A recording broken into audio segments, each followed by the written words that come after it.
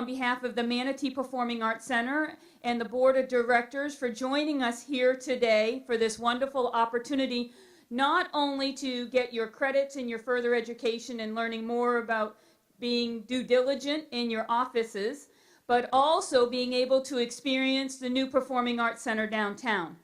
My name is Janine Witham. I'm the Executive Director here at the Manatee Players, and we just, again, couldn't thank you for using this facility in a unique way today. You'll notice that as you go throughout the building, we've kind of mini transformed the Performing Arts Center into a convention center. Restrooms are located here on the first floor as well as on the second floor. There will be the box office open this morning at 9 for anyone who does have any questions in regards to the facility or locations of any immediate needs you may have. Hopefully we won't have to move anybody out by 911 today, but if that does happen, we'll have plenty of people on staff. To introduce to you this morning, Chris Brown. He is the president of C&S Condominium Management Services, Inc. Chris was an early CAM license holder when the program began and has gone on to be awarded the highest designation of PCAM, Professional Community Association Manager. A past member of the state of Florida Regulatory Council, Chris was originally appointed by Governor Bush and again appointed by Governor Christ, serving 7 of 8 years as chair of the 7-member Regulatory Council. Chris continues to serve as an expert witness and consultant for the Department of Business and Professional Regulation. Please give him a warm welcome this morning.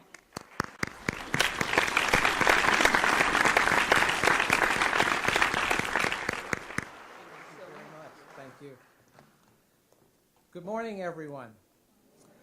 I wish to thank everyone for coming, and of course we had concerns about the weather.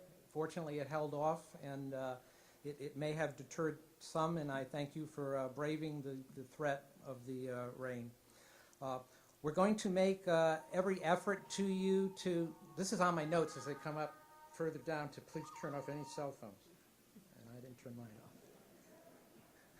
off. We've got quite a day planned for you. We would like to thank the wonderful staff of the Manatee Performing Arts Center for their help and the use of this beautiful facility. I had never been here till a couple of months ago, and I could not be more impressed with the facility. And something that wasn't just mentioned to you, so you would know, when you came in, the large chandelier that you were standing under is the actual chandelier that was used in the ending of the Gone with the Wind.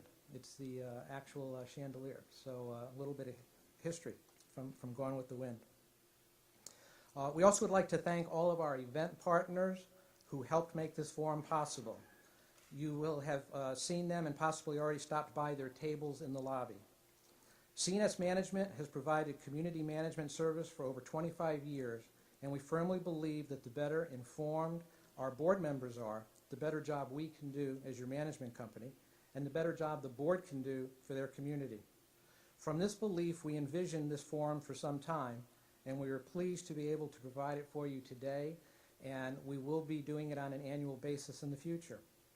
A few items I want to point out. One, if you have any cell phones, please turn them off. As was mentioned earlier, the restrooms are out of the auditorium area to the left.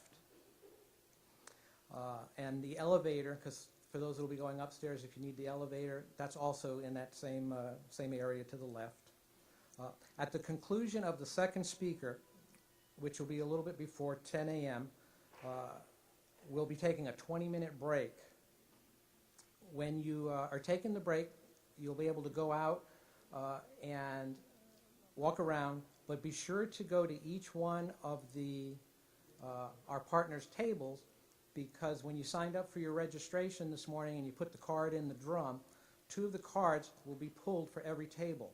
And there'll be a little easel and you'll see the 2 cards on it. If your name is one of the 2, your card, you will have won one of the 2 prizes at that table. So be sure to check to see if your name has been pulled.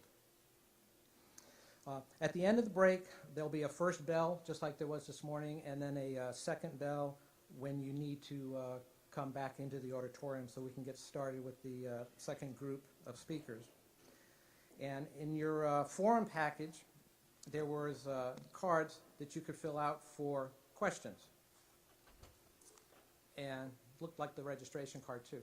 And we're asking that you would write your question out in advance for the speaker before we would get to you for you to ask your question, just to save time, and it might be easier for you also. And we ask that your question be limited to 30 seconds or less, the question itself. The speaker can talk for however long he needs to answer the question. Each speaker will be giving their presentation, and then the questions and answers will be after the presentation, so you'll have plenty of time to go ahead and fill out your card. One thing that I wasn't prepared to say, we have some logistical problems with a couple of our speakers in which we will not be following the exact order. Oh, okay. I'll get closer to the mic. The order of the speakers will be different than what you see on your agenda, just in case when I introduce the person you say, well, that's not who that's supposed to be. You're right, it wasn't, but we have people that will be arriving later than was originally planned, so we'll be changing the order. After our final speaker today, everyone is invited to have lunch, which will be set up in the same area that breakfast was, and then those board members that wish or want to have attend the certification class, that will be upstairs. And we've got about 45 minutes set up for the lunchtime. The class is scheduled to start at about 12:45 to 1 o'clock. And then that'll go to a little before 3 o'clock. And let me introduce our first speaker. It's Mr. Bruce Campbell. And he's often just referred to as the ombudsman. In communities, when issues come up, either the board or an owner will say, I'm contacting the ombudsman in Florida. Florida is one of the few states that actually has an ombudsman representative. Bruce Campbell was appointed the condominium ombudsman by Governor Scott in March of 2012, after he had served as an arbitrator with the Division of Condominiums since November of 2006. Prior to that, he worked as a trial attorney for various state agencies and the city of Tallahassee, achieving board certification in civil trial law in 1993 to 1998. Bruce's government trial areas include construction disputes, eminent domain, real estate, and professional regulation. Bruce was born and raised in Tampa, graduated from Princeton University in 1970, received his law degree from Florida State University College of Law in 1974. Bruce was active in private practice of law in Tampa until 1988, when he returned to live in Tallahassee. And if we can give a warm welcome for Bruce Campbell, the State Ombudsman.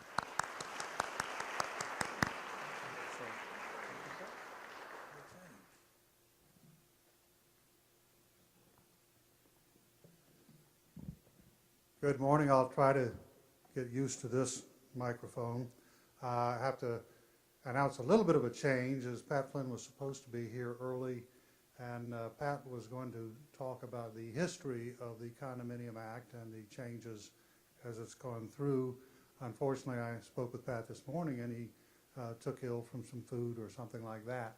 He plans to be here this afternoon for the class, but I am going to go ahead and give the remarks that I was going to give as to board members and board activities.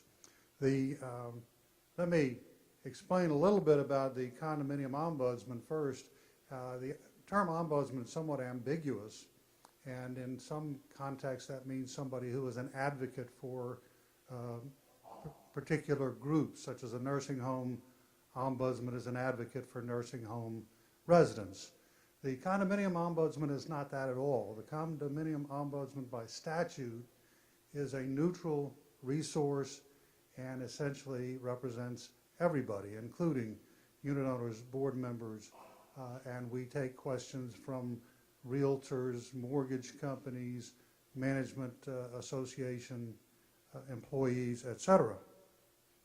So I was appointed by Governor Scott, And the statute also says that the ombudsman is not an employee of the Division of Condominiums. It's a separate individual office.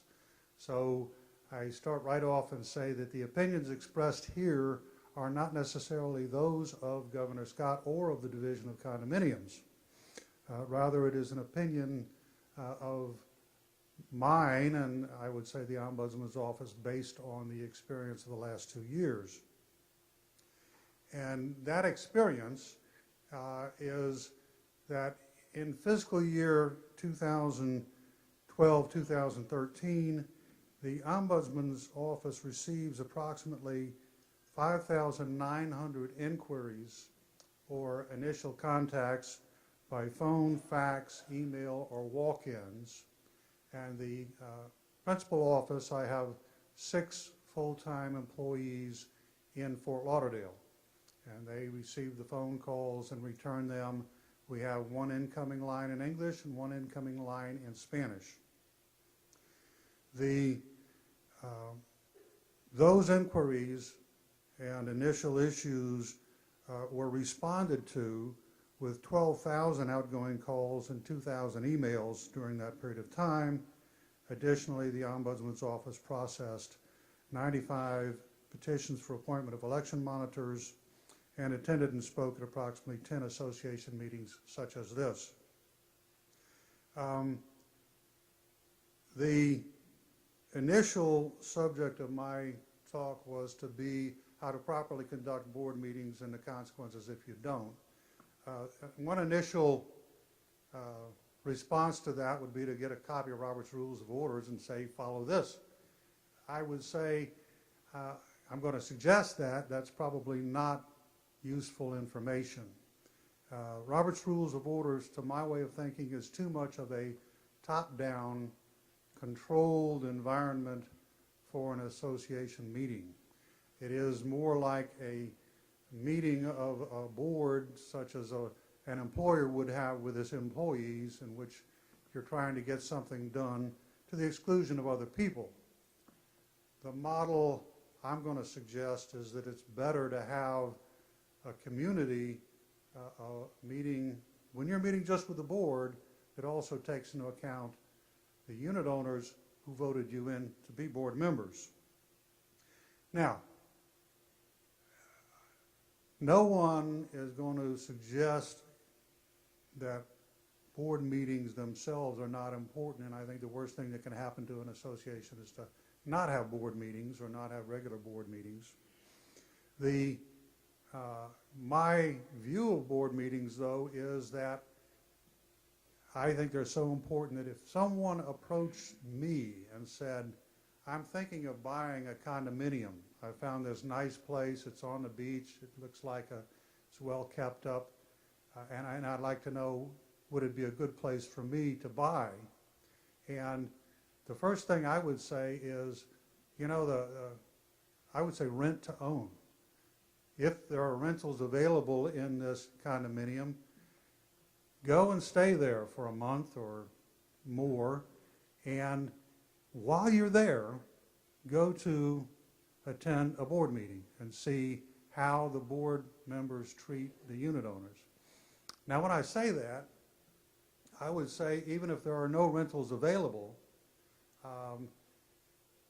go to a board meeting. Ask to go to a board meeting.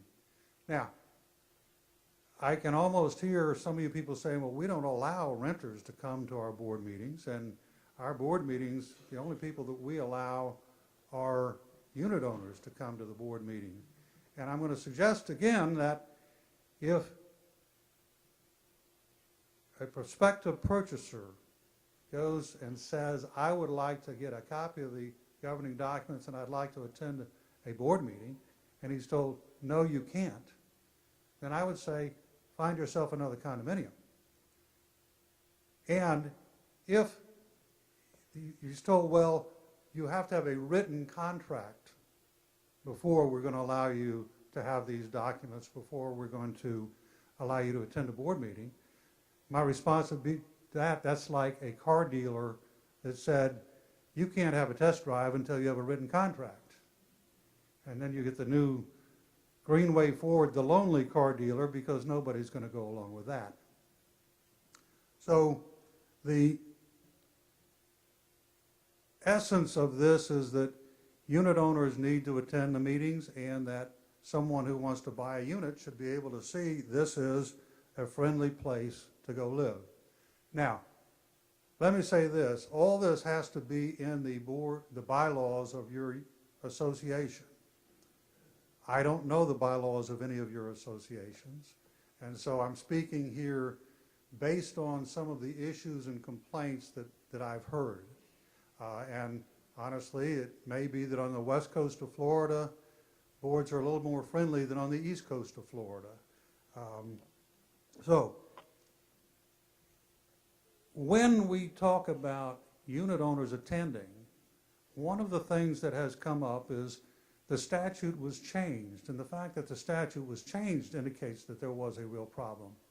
The statute was changed to say at one point, the right to attend a meeting also includes the right to speak on issues on the agenda. Now, I want to emphasize two things. One, it says speak on issues that are on the agenda, and we understand that issues on the agenda are the only thing that the board can really act on with a vote during the meeting. So what response have we seen from that? Well, on more than one occasion, unit owners have said, yes, they allow us to speak after the board has voted on the agenda item. Well, think how insulting and demeaning that is. It makes no sense at all. And what I would suggest to you is that the model that is more appropriate is something such as what we see in municipal or county governments. And so I prepared for this to look at for instance, the city of Tallahassee, where I live now. Their agenda starts with the pledge, the invocation, unagended business, and then speakers, unagended speakers. I looked at the city of Bradenton. They have very similar pledge, invocation, meeting called to order, proclamation, presentations, administer oath, I don't know what that means, then citizens' comments. And this is before they start anything on the agenda. Another example for the city of Tampa was one of the first items is public input on agenda items or public input on non-agenda items.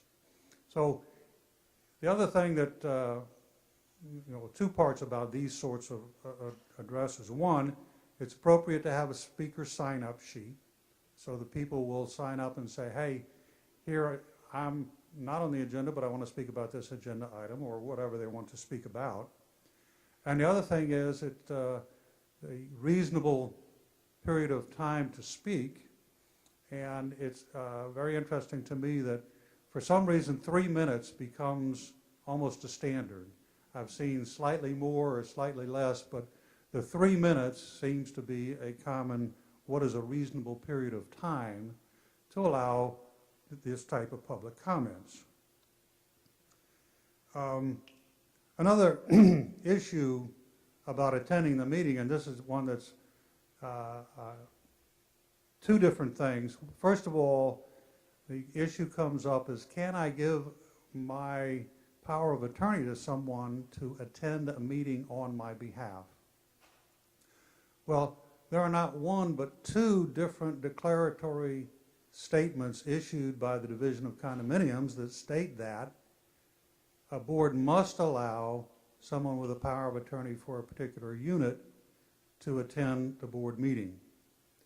The then issues that come up is, well, what about a regular attorney? Can a unit owner attend a meeting with his attorney? Strangely, there is a dispute among attorneys who represent community associations on this exact fact. I was quite surprised to see attorneys, and a number of them, they have this thing called the listserv, the Florida Bar real property section has attorneys that present these issues to each other and discuss them.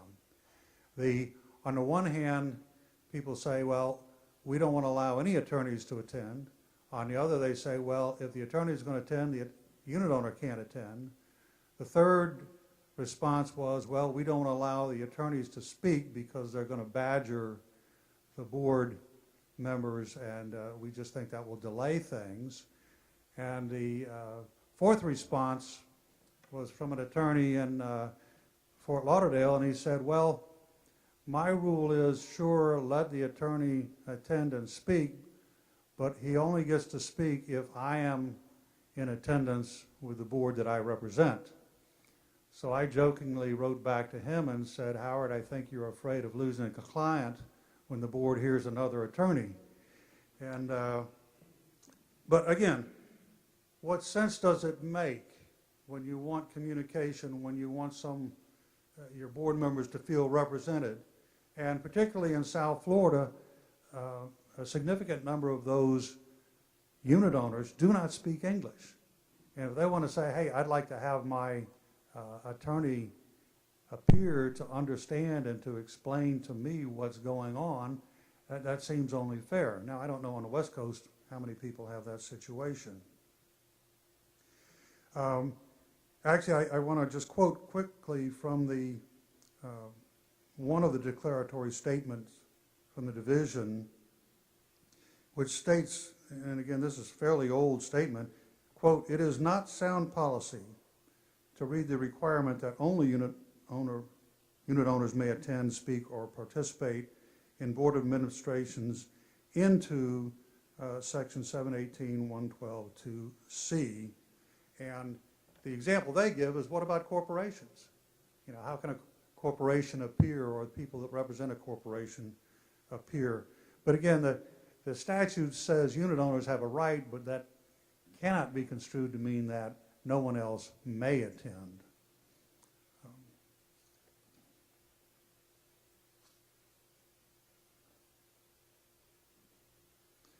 All right. Going back then to the issue of when I say people should attend a board meeting before they buy a unit, the other thing I want to point out is that it's important that board members have the common interest with all the other unit owners, and that is that you own a unit. And what is a unit? Well, in one sense, when you fill out a financial statement, you list real estate, you list automobiles. Now, financial advisors will tell you you're not supposed to consider those investments on which you're going to make money. But on the other hand, even with an automobile, you think about what is the resale value, what is my trade-in going to be on this car if I need to do it. So I think that what's important for board members as you consider your actions is, how is this going to reflect on the resale of my individual unit? And if you think about it in those terms as board members, that are my actions going to make the units in this condominium more marketable for everybody? And if they're not, then you're reducing the resale value of your own unit. Now, let me point out the types of complaints we've heard along this line. The statute envisions it being fairly simple when someone comes in and says, I'd like to buy a unit. You know, they can obtain copies of the governing documents for the reasonable copy charges. The statute otherwise contemplates somewhat minimum charges, the transfer fees of $100, and an estoppel letter for a reasonable fee, saying what is owed by this unit owner and past due appraisal assessments or any other fees. And what we see, however, in many condominiums, and again, I don't know your rules, and I don't know your attorneys, and I don't know your management companies, but are real hurdles, such as, we need a financial statement from you, Mr. Prospective Buyer, And of course, since we have a financial statement, that has to be reviewed by our CPA, so you got to pay our CPA to review your financial statement. Also, we're going to do a background check, and we've got a private investigation firm that does a background check. You must pay for the private investigation firm. If there are any past due assessments, we need an attorney to review this matter and talk not only to you and make sure you know what the past due assessments are, but also talk to the mortgage holder to see if there's anything past due there, and we're going to make sure the attorney gets paid for that, so you're going to have to pay the reasonable fees, whatever that attorney charges. And in essence, they take a hard line on all these things, so suddenly the cost of trying to buy a unit, particularly if there are any past due assessments, gets up in the thousands of dollars. And what I'm here to say is that that's going to interfere with the sale of units of your condominium. And I can tell you, I assume there's a number of people in here that have realtors' licenses. Realtors know and identify with condominiums and say, yes, this condominium makes it fairly smooth and it's easy to buy units there. Or no, if you're going to go try to sell one of these condominiums, you're going to have to jump through the hoops, and it's going to cost a lot of money, and you're going to have to go to 1 or 2 meetings before the sale is complete. So what happens? The realtors don't want to list those condominiums. And on the other hand, my brother lives in North Palm Beach, and he has a nice association. And in 2010, when the economy was not doing so well on real estate sales, everything was going so smoothly in his particular association, and I got to say smooth is relative because the individual houses were selling for $400,000 in 2006, and they were selling for $175,000 in 2010.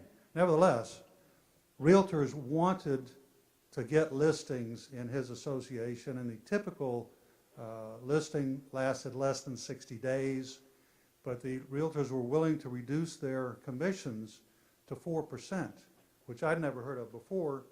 But again, if you know this condominium or this association is going to be smooth sailing as soon as you get the list, you're going to be much more likely to help assist in a sale.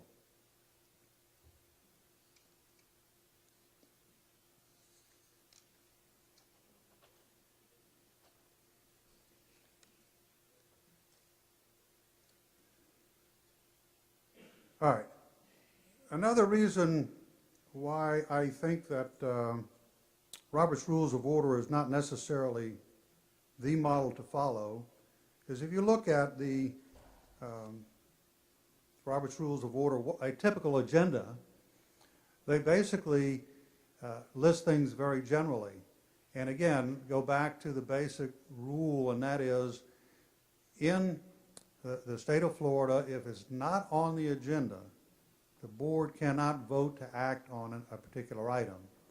So, but by on the agenda, you just can't list, here is old business, here is unfinished business, here is new business, so we're voting on those particular things.